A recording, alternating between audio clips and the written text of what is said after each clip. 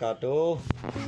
Saya Hasan Basri, Geci Kampung Tangguh Maliuke, Kecamatan Sakti, Kabupaten Pidi.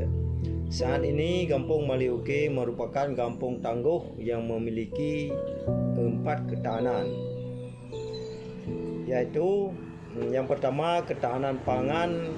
Kami memiliki peternakan kambing yang saat ini berjumlah 40 ekor. Kemudian di bidang pertanian kami menanam padi lebih kurang 30 hektar. Kemudian kami juga mempunyai kebun jagung seluas 1 hektar.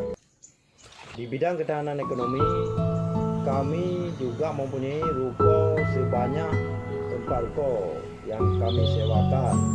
Kemudian kami mempunyai 1 rumah sewa yang juga kami sewakan.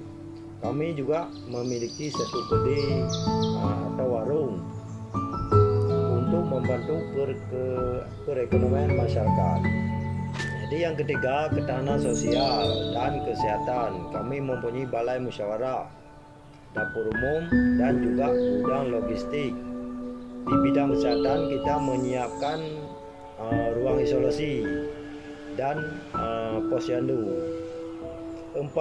Ketahanan keamanan, kami mempunyai pos kamling yang selama ini bekerja sama dengan Babinsa dan Babin Kantimas dalam menjaga ketertiban kampung.